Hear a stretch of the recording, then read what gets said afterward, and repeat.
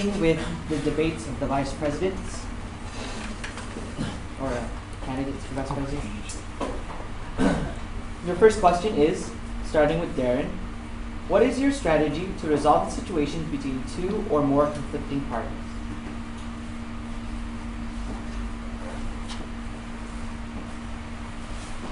My strategy for resolving a problem between two conflicting parties, I think it's all about transparency and communication. You really want to understand where each party is coming from, and then from that point on, finding a resolution and a compromise to each of the problem.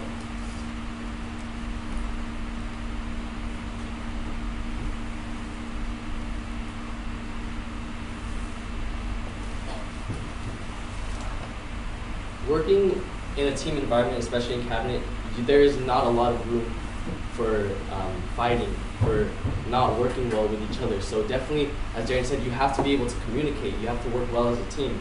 And if there's a problem, you have to identify that problem. You can't just let it continue to go on until it grows into something that you cannot tackle on. So something that I like to do when it comes to working in a group with two people that aren't exactly working very well is I facilitate and allow them to work together, and I kind of put them in that situation where they have to work with each other and understand where each person comes from, just so that they can understand maybe that's why they're viewing this situation in this way, and then maybe we could work around that and achieve a certain goal.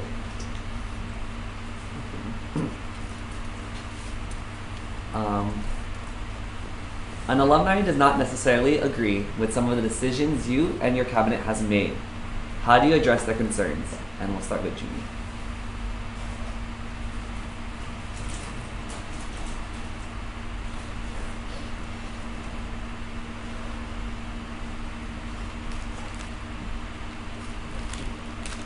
I believe that this always comes back to being as transparent, clear, and concise with what we will do in the future, because the alumni that finish their term, they leave their position, or they finish their position understanding that they are leaving the organization in good hands.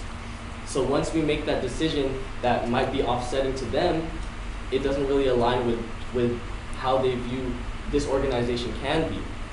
So whenever it comes to making any sort of changes, I really want to be as transparent as I can be and concise so that there's no room for miscommunications or misunderstandings.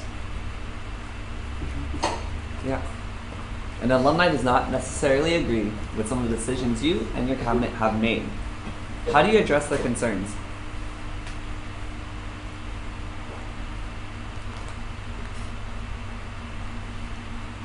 Going off of what Junie said on transparency, I believe that is important.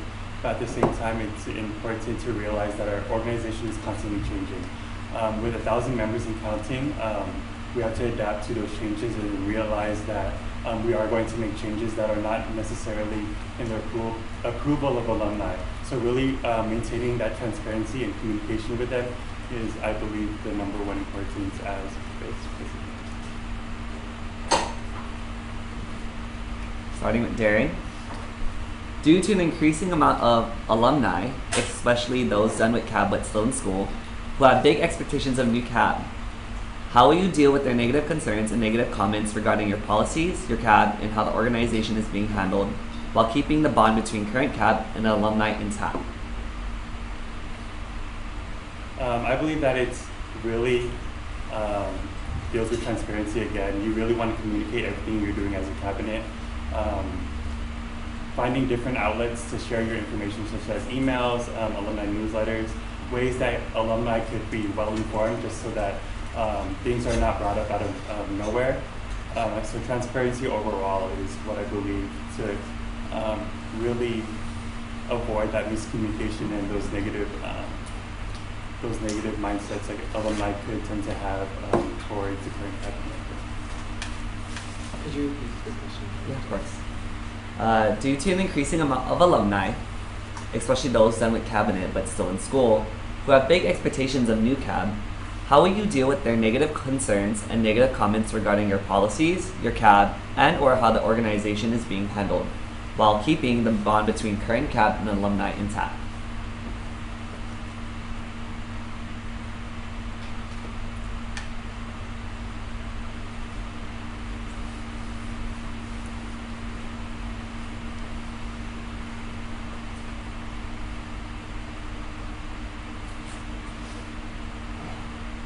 while of course I want to keep that connection with alumni on a strong basis and make sure that they understand everything that we're doing, I believe as Vice President, the well-being of my cabinet should be one of the biggest priorities for myself, because I want to make sure that they can perform at their utmost potential.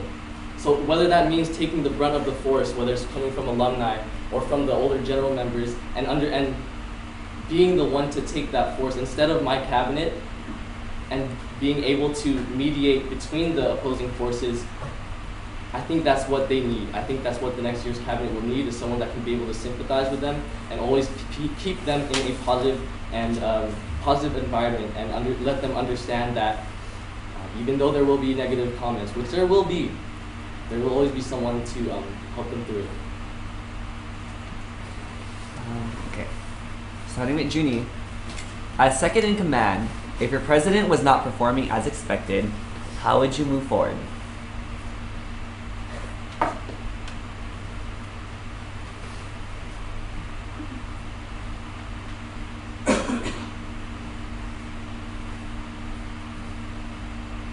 I think this comes back to working in a team environment and understanding that as P and VP, these would be becoming returning cabinet members, they understand what it's like to work in a team. And me having the privilege of working in the promotions board, along with some amazing cabinet members, I understand what it's like when we have to communicate. Because if you can't communicate, you can't get your content out there. And I understand that. And being in a position where we have to manage, not exactly manage the cabinet, but ensure their well-being and that they are performing at their potential, we need to be able to talk. And whether it's a good talk, whether it's a bad talk, we need to have that talk. So we need someone headstrong. And I think I can do that. As second in command, if your president was not performing as expected, how would you move forward? Being on this year's cabinet, one of the slogan that really stuck with me was "One for all and all for one." Like, we are that team, and I'm going to do my best to make sure that cabinet as a whole works together. Being that president is my coach, it's important to understand where my president is in terms of like their academics, in terms of their health, in terms of how they're doing mentally, just to make sure, because we're humans first. We want to realize that although we want to give as much back to this organization, we need to really take care of ourselves, because we can't take care of this organization when we can't take care of ourselves individually. So maintaining that constant communication with the PVP is really important. Starting with Darren. Name a past vice president that you look up to, and what about their leadership style, and what about their leadership you would like to emulate?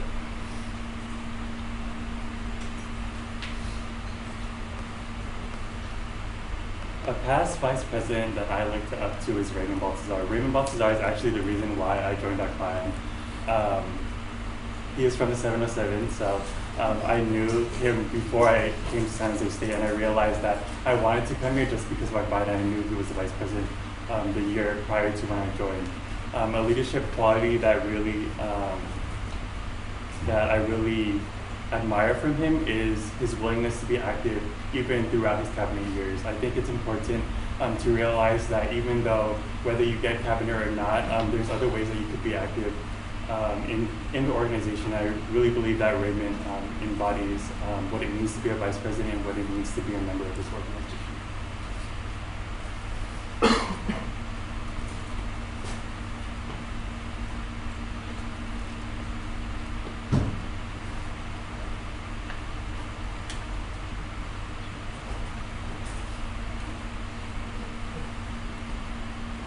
I'd say one of the vice presidents that I do look up to is this year's Vice President, Jared Palazzo.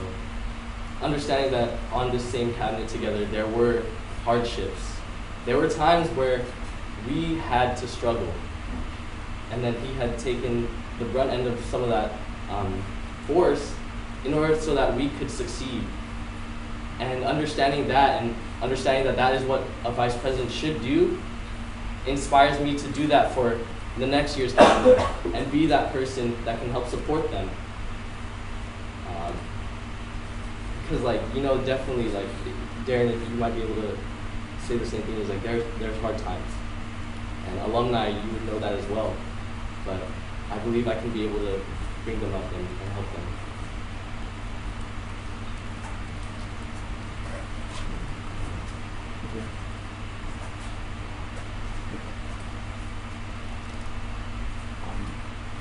What are your plans to strengthen the relationship with alumni, starting with Junior?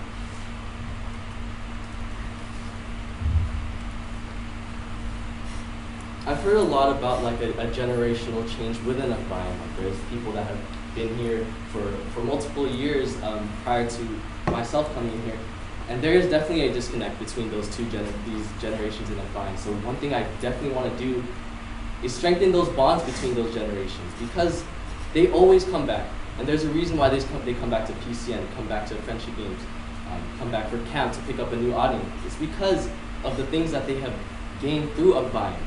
So they want to be able to continue to live out their experiences with what we will offer within the next upcoming years. So definitely, it goes back to being clear, concise, and being transparent with everything that we do, because we do not want to create any type of misunderstanding between this year's generation, and then the ones prior, all the way back until the start of the plan. Yeah. What are your plans to strengthen the relationship with alumni? One of the a plan that I have to strengthen relationships with alumni is really incorporating new events. There's a lot of alumni out there that really want to get back involved into the organization, but don't know ways to. So incorporating events such as an alumni speaker panel where they're able to still give back to the organization and talk about different topics such as finance after college, finding a job, internships, resumes, things like that, to really help them get reintroduced into Akbayan and show that, like Raymond Baltazar, to continue their legacy in this organization, as well as some fun social events to really strengthen not only our connections as cabinet with alumni, but our connections with general members and cores and interns. Starting with Darren. Why VP and not president?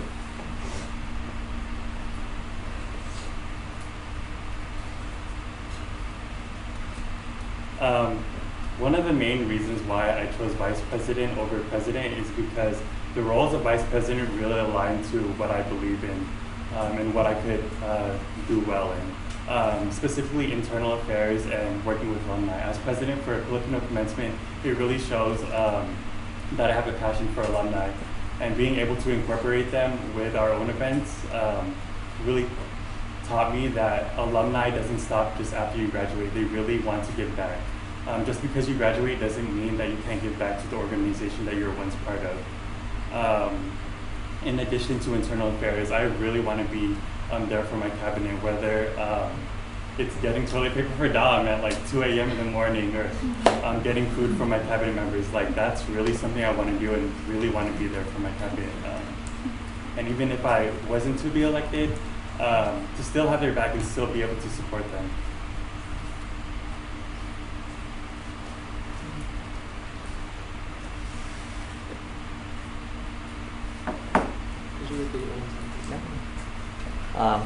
Why VP and not president?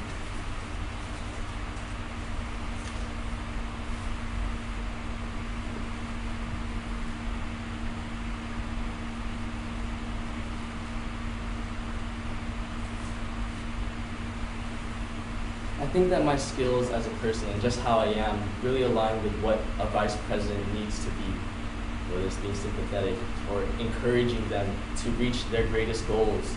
That's something that I believe I can do just by how I am. Just this year on cabinet, I know what that feeling is like to achieve your vision and see it in action. And that is all I want of next year's cabinet, is to be able to experience that same feeling, because I know that the cabinet members before me have felt that feeling and they don't want to lose what it felt like. So understanding that, and with that goal in mind, I want to be able to support them being just who I am and allowing them to achieve their dreams and their visions. And I just think that as a vice president, that is something that they'll need, because I guess P is a little bit more external, I guess, right? Starting with Judy. A majority of your cabinet doesn't believe in your leadership skills, causing tension amongst each other. How do you solve this problem and gain the trust from your cabinet?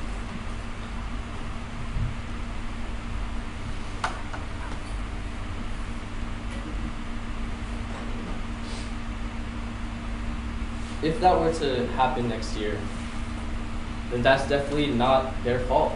That's my fault. If I'm not stepping up to the plate and I'm not doing my job, then that means that I haven't taken the time to really think about myself. And like I said earlier, I'm gonna need this time to understand where I'm coming from and what I need to do to be the best person that I can be. So if they're gonna be thinking that I'm not the leader that I should be, then I need to work on myself. I need to be able to understand why am I not being the leader that I know I can be. So, that's it.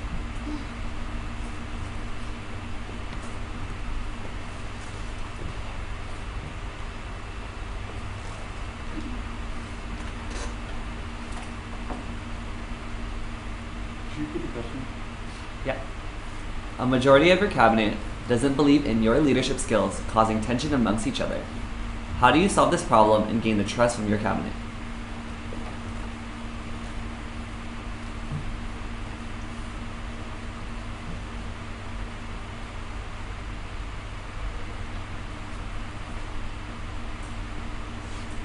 If the cabinet doesn't believe in my leadership skills, it's definitely going off of what Junie said, something I need to work on. But it's important to realize as well that why am I running for VP in the first place? So to humble yourself back into that mode. So when election seasons was going on, to realize why did you do this position? Why did you want to become a leader in this organization? Realizing that there was that spark that made me want to be vice president. Because I believe that throughout your term, it tends to happen where you lose that spark and interest of your position. But you want to regain that and be that positive role model for your cabinet, just so that everyone's on top of their game and really motivating each other to do the best that they can do.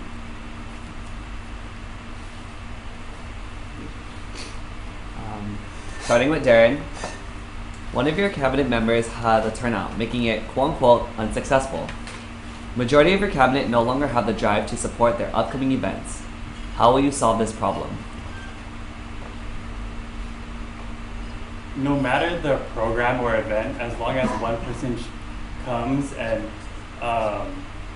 it makes an impact on their college experience and on their experience in Akbayan, I believe that's enough for a workshop to be successful. I don't believe that there's a such thing as an unsuccessful workshop, because if someone comes and really gains something out of that, that's all that matters in the end of the day.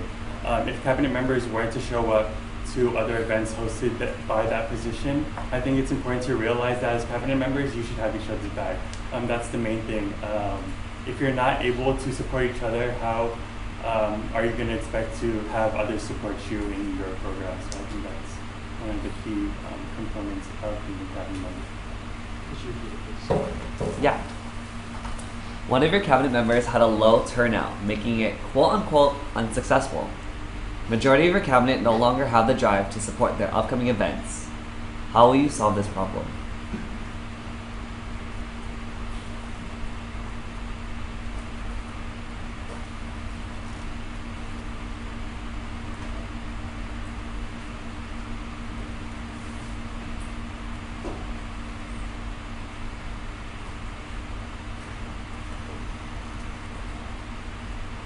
Kind of going off of what Darren says, like, if you can affect one person through whatever you offer throughout a mind, then it is successful. Whether it was through my position, being able to change another person's life, that was successful. Whether it was through our workshops, enriching our members in the pillars that we were founded on, then it was successful. The only thing that I believe will make an event unsuccessful is if it just wasn't planned enough. But I believe that as vice president, I need to constantly check up on them and make sure that they're on track and on deadlines to make sure that each event will go through, because like Darren said, there is no unsuccessful event. And if you're not going to go to support your cabinet members, then why are you running in the first place? Why are you wanting to be in a team environment if you can't show that you can be a team player? So that's my take. Starting with Junie. During check-ins, a cabinet member confides to you that their workload is too much in terms of school, work, and Akbayan. What piece of advice would you share with them?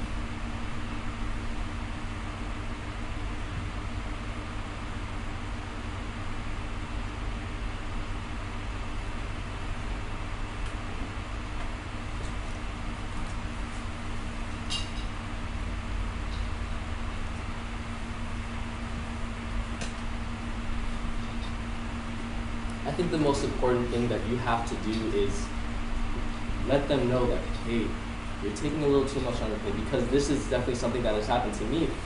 Especially in the beginning of the school year, I took way too much on my plate, and I did not think that I could continue with the position. And that's going to happen. But what I really feel that I need to do is just be there for them as I always will be. Whether it's as a friend, whether it's as the vice president, whether it's as a CAB member, or whether it's just someone that really cares for their own well-being. Because if they are not in the positive mindset, then it will reflect in their work, and I do not want that to be I do not want a workload to affect their own personal well-being. So they really need to understand that I'm there for them, and I will help them balance in whatever way they need. For me, doing academic check-ins this year really made me realize how much cabinet members could put on their plate. Again, what I stated earlier, it's important to realize that we're humans first. Really taking the time out of the day to take care of yourself is really important to not only be a good student, but be a good leader in this organization. As well as, in addition to the vice presidency role, I believe that on me, it's important to realize that you really need to have the mental stability to keep up with the things that people bring to you, and making sure that you have that empathy and understanding to relate with the cabinet members. Lastly, starting with Darren. If not elected, what are your plans for next year?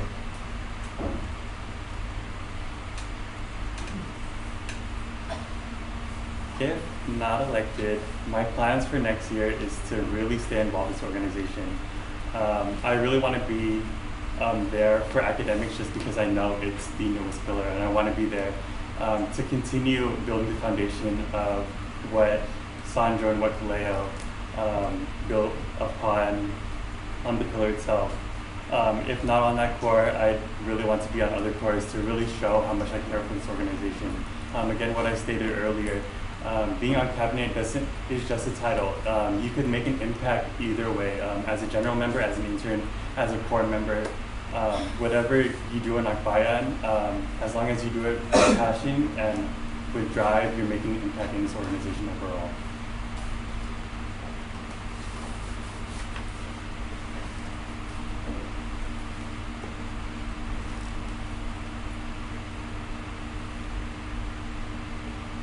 If I don't get elected, I definitely want to continue to live out the visions that I had for this year, which really catered to being as welcoming and as possible with all the new members, because I know what it feels like. Whether you're coming into San Jose State as a new student, as a transfer, I know what it feels like to not know where to go. So I want to be that person that can be there for them. So that was a lot of part of my vision this year, and I can clearly say that I achieved that vision. And then next up, I definitely want to be there for my camp fam, because just seeing the growth in my own audience and seeing how much they have to contribute inspires me to continue to always give back to this organization, because I can see what it really does to the people that join this organization. It changes their life. And so if I can change another person's life, then I'm going to continue to do that. Thank you, and that is for debate.